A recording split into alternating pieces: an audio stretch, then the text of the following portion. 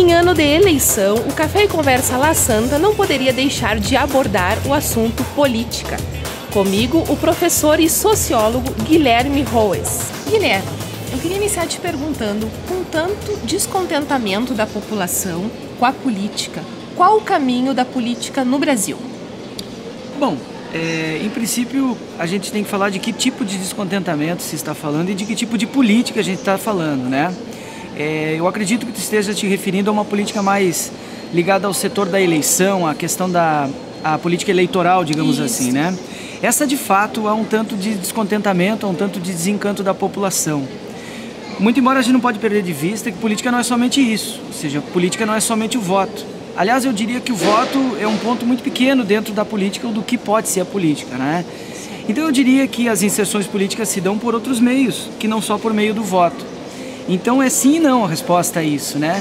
Primeiro que sim, há um descontentamento, as pessoas estão de fato cada vez se distanciando mais, o voto cada vez vira mais um ato a ser cumprido, um ato necessário, uma obrigação, é verdade, né? Você vota porque tem que comparecer ao local de votação, porque senão você vai se complicar formalmente em alguma burocracia logo depois. Mas a população, eu diria que é o contrário, do ponto de vista de uma política mais ampla, mais aberta, há um encanto da população por outras formas de fazer política. A retomada do espaço público, a retomada de um espaço virtual, que é um espaço totalmente novo e também no qual se faz política.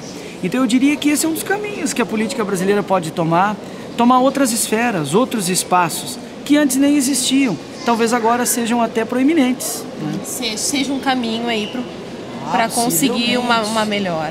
Possivelmente. E falando ainda nessa política eleitoral, né? Sim. O que tu acha assim dessas coligações que se formam para a eleição, né, nos partidos políticos, com desavenças, né, e acabam se coligando para um momento da eleição, né, um momento de conseguir o voto? Pois é, a política ela é a ciência da articulação, ela é a ciência da proximidade, a ciência da aproximação e a ciência do afastamento, né? É a ciência que medeia o poder, né? Então, para que ocorra as coalizões, para que seja viável uma eleição de alguns sujeitos, de algumas plataformas de governo, de algumas plataformas de partido até, né? Tem as questões formais, como ocupar o espaço da televisão. Então, quando os partidos se coligam, eles estão de olho também no espaço, no tempo da televisão, né?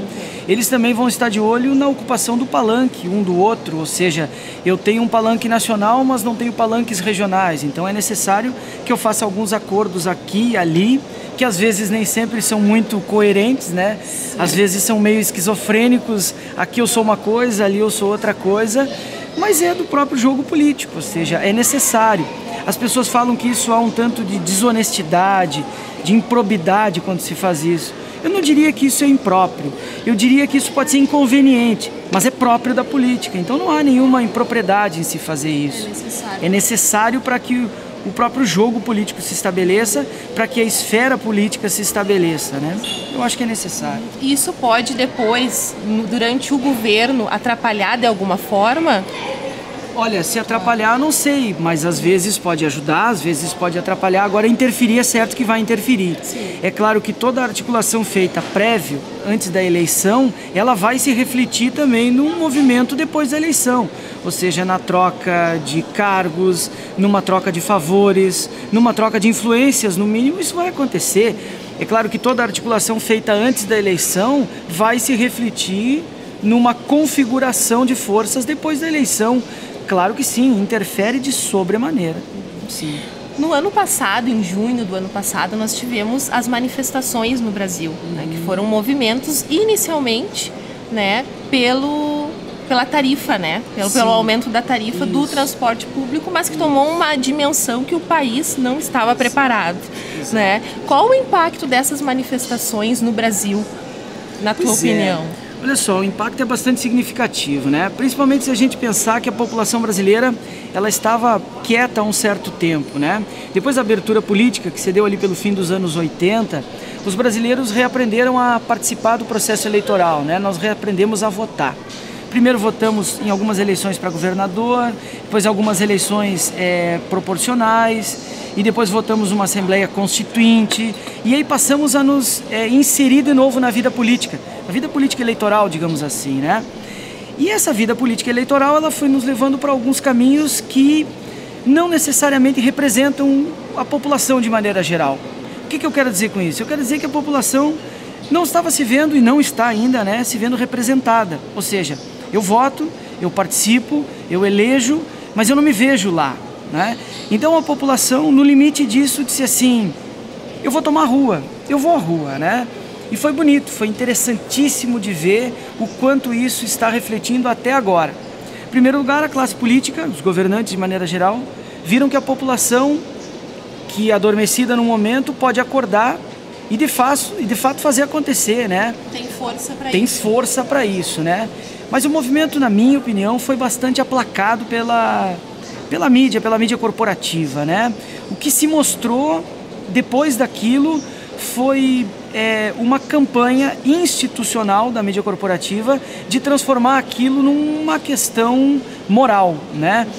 A ideia do vandalismo, que de fato acontece em qualquer mobilização social, o vandalismo pode se manifestar também, mas além do vandalismo, houve uma sincera mobilização, uma sensível e sincera ocupação do espaço público pelo cidadão comum, por mim, por você, por quem está aqui nos assistindo, ou seja... Era o foco inicial, né, desse movimento. Era o foco inicial, né? Só que em política a gente sempre sabe como é que as coisas começam, mas a gente nunca pode prever como é que elas vão terminar, né?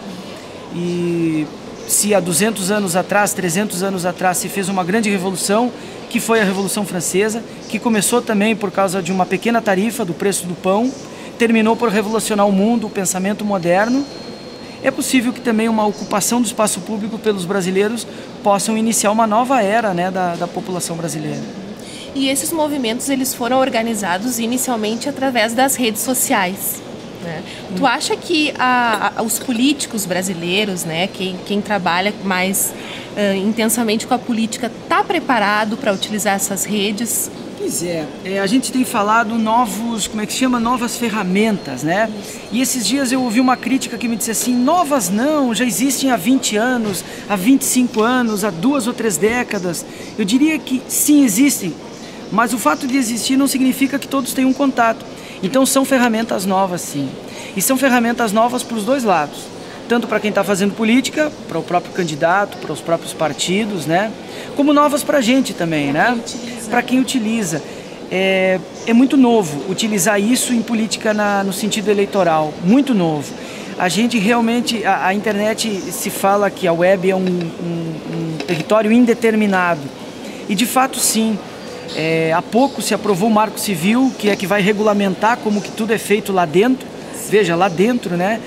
E a política está se inserindo nesse espaço. Então é um espaço novo, é um espaço que precisa ser mediado, regulamentado, precisa ser regido por códigos de ética, códigos morais que realmente imperem, que realmente regulem tudo isso, porque é muito novo, não é? A gente não sabe bem quem é que acessa, os candidatos mesmo não sabem muito bem quem é que acessa e não sabem o que de fato isso pode mobilizar, né? Se fala como marco inicial a eleição do Obama, se fala que antes da eleição da primeira, né, do Obama, foi a primeira vez que se tomaram as redes sociais e isso foi um fator determinante. Mas as próprias ONGs fazem isso há muito mais tempo, que são organizações que não estão inseridas no governo, né? Já fazem isso com mais experiência, mais propriedade. Com mais experiência. Exato. Te agradeço demais a tua presença aqui na cafeteria. Eu que agradeço. Obrigada. Café e Conversa La Santa de hoje vai ficando por aqui. Obrigada pela sua companhia. Até a próxima semana.